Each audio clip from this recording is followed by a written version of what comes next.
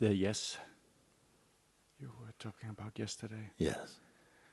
It it it grew strong in me, and now it's very much here. Yes. There's no doubt here. Here's the fear. Yes. And so just sat there and realized that I've been trying to figure out who am I, Yes. but I am no who. I am no one. So that just scared me even more, so I had to put up my hand because I was about to run away. Yeah, yeah, yeah. Yes, yes, yes. If the mind realizes, then fear will come. When the heart knows, I am no one, fear is gone. If the mind realizes, I am no one, if it says, I am no one, I am nothing, fear, oh my God, how can I live? How can I, oh my God, this is terrible to be nobody. Yeah. But when the heart knows, I am no one, all pressures are gone. And I've never been anyone. I've only ever been this.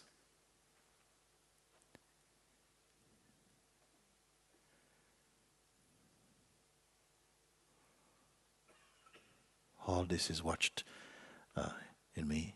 Of course, there's a feeling, of course. There's a time when we speak, yes, when I was 17, I went to this place and I met these people and so on and so on. So these stories may continue to be told, but they have a new purpose. Maybe as a facilitator for a higher directing or sharing or something. But they are not in service to an ego anymore. You see. It's not the slate is wiped clean, so therefore there's a blank. And like, oh, that never existed. No. Memory will still be here. You will still be able to relate to family and so on, all of this can be there. It is still consciousness. You didn't become unconscious, you see. But the position where we have been placed, from being centered in the mind to being centered as the heart, is very different. The mind contains somehow the image of who we think we are and how we should be and what we should become or something like this. And it has been a game of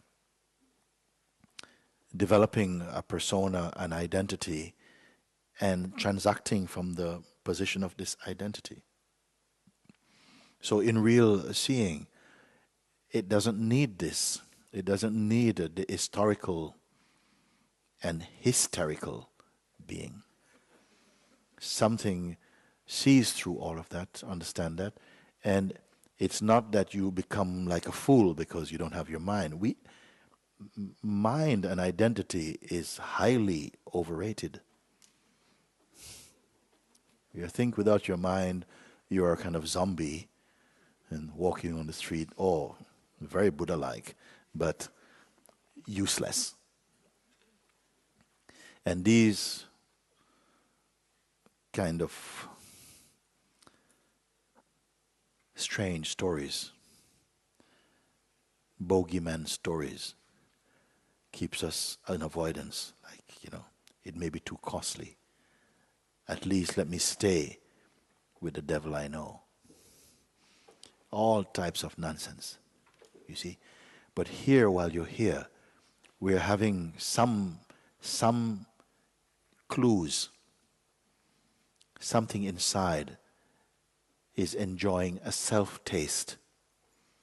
And that self-taste allows us to be more open to say, kind of, This is not a place I can know with my mind to study, but there is a knowingness here. There is something that is a harmony,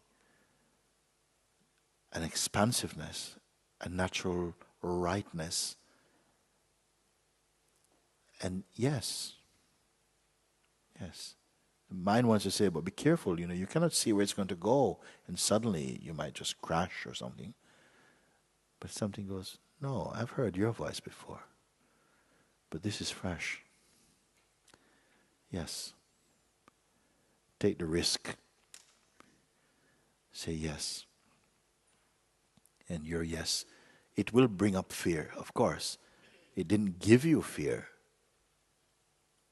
but it exposes fear and allow the fear that has been hidden to come to the surface, to expose. Then only when it's exposed you can see, okay, so that's what's been sucking my power. If there's an earthquake in the ocean, lots of bubbles will come to the surface. The bubbles, they don't go down. They hit the surface, they pop, and they vanish. Something like that must be happening also. Some things which were not brought to light before will start to come to the surface. It will feel quite fizzy. But there's a presence which cannot pop. And is becoming more clear to itself. And out of that self-recognition or self-recognizing, a surrender takes place. A welcoming, a yes comes to that. So bear the momentary fear. It's being burped out. It's not being created. It's being burped up.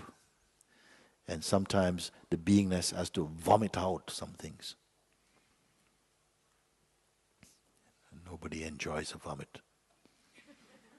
But behind is the clear space of being. Hand over your existence entirely to this seeing, to this adventure, this exploration into the true nature of oneself. Don't hold back. You will know the time for yourself. Mind will always give you an excuse to say, well, it's not the right time and I've got to clear all this up first. But let all this happen inside your yesness. And if you feel a burning, welcome this burning. Sometimes we have like a fever.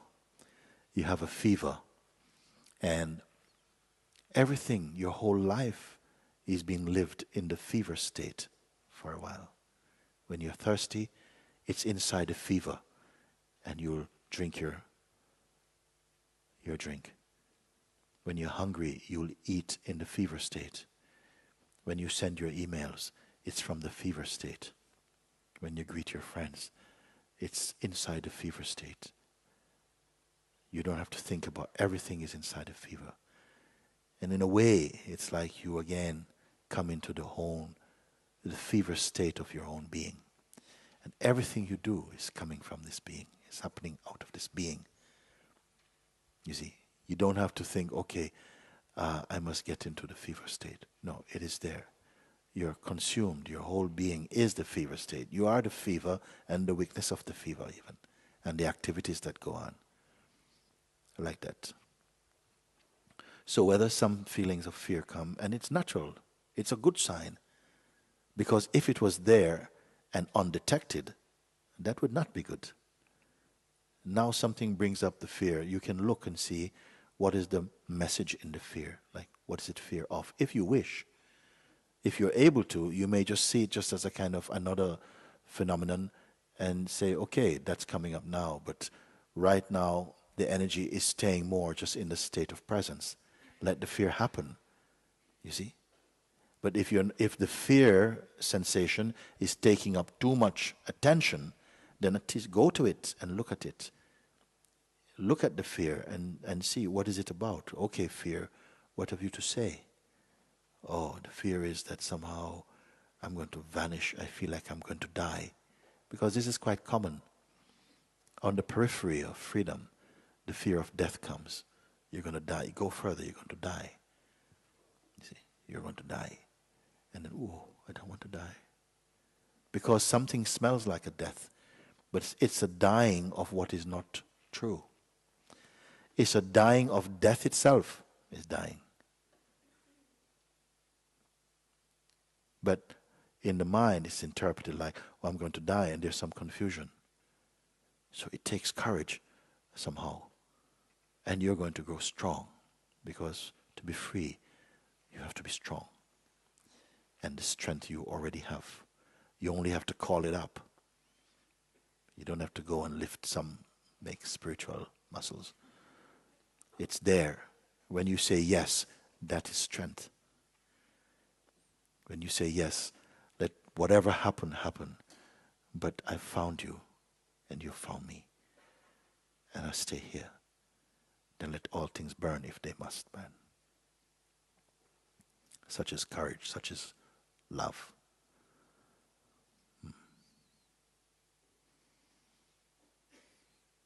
So it is good. Let this burning be. Don't try and salvage anything from this fire. But keep your hands together in this fire. Say, thank you for burning me. Leave nothing unburnt. Feel like that. The mood will change.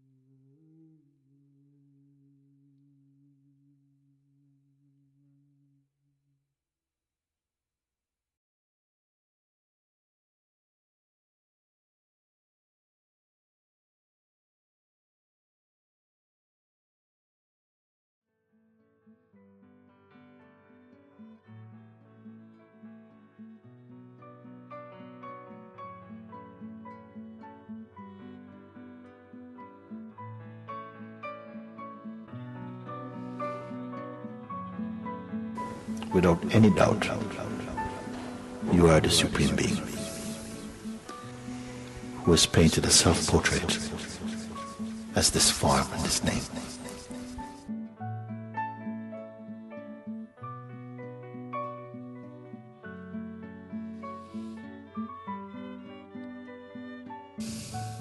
Beloved Mooji, with deepest gratitude and love, I am privileged to ask this question.